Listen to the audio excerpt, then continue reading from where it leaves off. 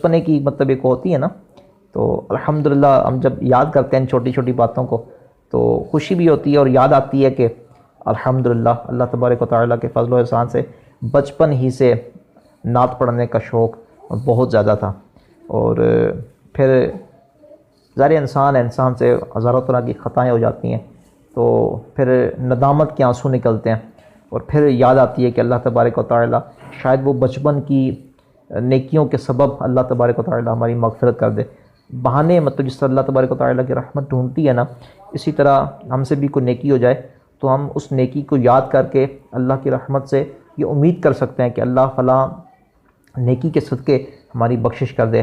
چونکہ بچپن میں تو دکھاوا بھی نہیں ہوتا، ریاکاری بھی نہیں ہوتی، اور بہت سارے گناہوں سے انسان بلکہ بہت سارے کیا نابالغ جب ہوتا ہے تو اس کے گناہ لکھے نہیں جاتے نا، تو معصومیت میں جو نیکیاں کی جائیں وہ یقیناً جو ہے وہ قبول ہوتی ہیں، اور ان کا جو اجر ہے وہ ان کے والدین کے حصے میں بھی لکھا جاتا ہے۔ یہ دوشی پڑھ لیتے ہیں۔ صلو علی الحبیب صلی اللہ تعالی علی محمد صلی اللہ تعالی علیہ وآلہ وسلم۔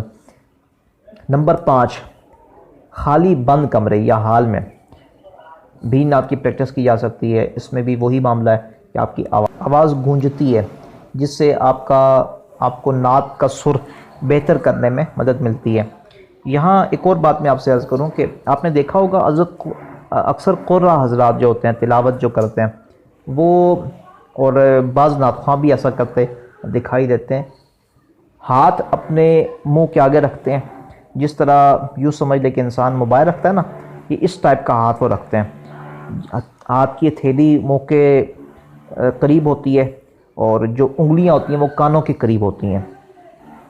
اس طرح کرنے سے آواز بہتر طریقے سے کانوں تک پہنچائی جا سکتی ہے، یعنی انسان اپنی آواز خود سن سکتا ہے۔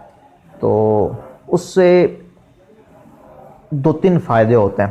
ایک تو یہ کہ آواز کا سر اور وہ جو جگہیں ہیں ان کو لگانے میں بہت بہترین محسوس ہوتی ہے، بہت بہتر طریقے سے بندہ لگا سکتا ہے۔ اور اس کا ایک اور فائدہ یہ ہے کہ سانس لمبا کرنا۔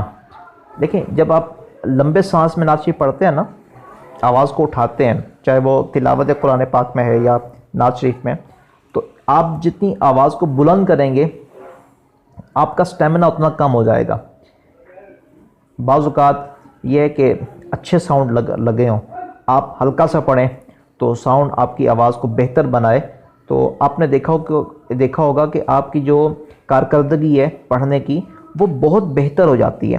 لیکن اگر ساؤنڈ اس طرح کے ہوں جو آپ کی آواز کو کھینچ رہے ہوں، مائک بعض ایسے ہوتے ہیں جو آواز کو کھینچ رہے ہوتے ہیں، تو آپ کو زیادہ قوت لگانی پڑتی ہے، زیادہ زور لگانا پڑتا ہے، تو اس کا رزلٹ آؤٹ پٹ جو ہوتی ہے وہ کم ہوتی ہے، تو آپ کا گلا بھی تھک جاتا ہے، آپ کی جو کارکردگی ہے پڑھنے کی وہ بہت زیادہ متاثر ہوتی ہے۔ تو اگر آپ ہاتھ رکھ لیتے ہیں تو ہاتھ رکھنے سے کیا ہوتا ہے کہ آپ کو اپنی آواز قدرے اونچی اور صاف اور بہتر سنائی دیتی ہے۔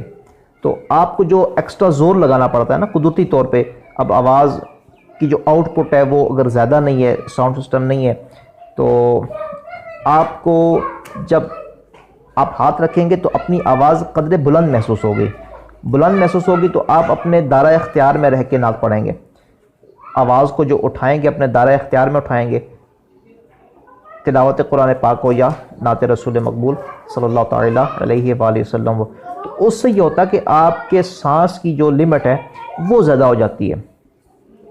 جیسے نعت ہے عشق کے رنگ میں رنگ جائیں میرے یار، تو یہ اگر بلند آواز میں پڑھیں گے تو شاید آپ آدھا مصرع بھی نہ پڑھ سکیں، لیکن اگر آپ اس کو آواز کو تھوڑا سا کھینچ کر پڑھتے ہیں اور آواز کو تھوڑا سا دھیما کر کے پڑھتے ہیں تو آپ انشاءاللہ عز و جل پورا مصرع، یہ کافی لمبا ہے نا، عشق کے رنگ میں رنگ جائیں جب افکار تو کھلتے ہیں، غلاموں پہ وہ اسرار کے رہتے ہیں، وہ توصیف ثنائے شہ ابرار میں گر لہجہ گہر بار۔ اب لہجہ یہ یہاں پہ میرا سانس ٹوٹا، تو اگر اس کو میں تھوڑا سا مزید سانس کھینچ کے پڑھوں گا، سانس کو اپنے اندر لے کے اس کو میں پڑھنا چاہوں تو میں اس کو پورا بھی پڑھ سکتا ہوں۔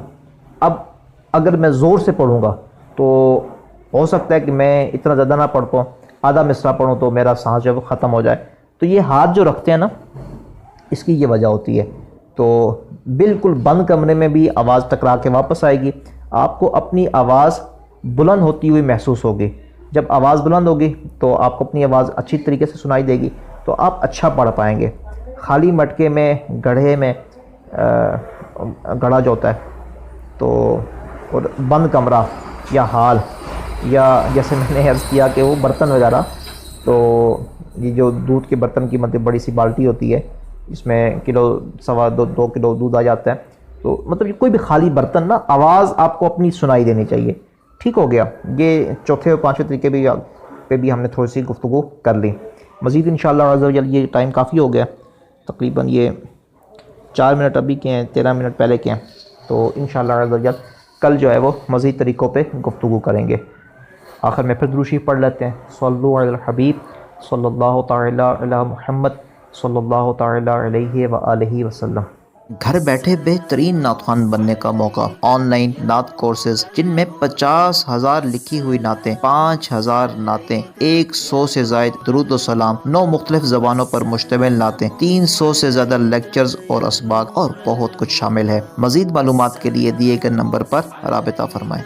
یا نور الہدی السلام علیک یا نور الہدی السلام علیک.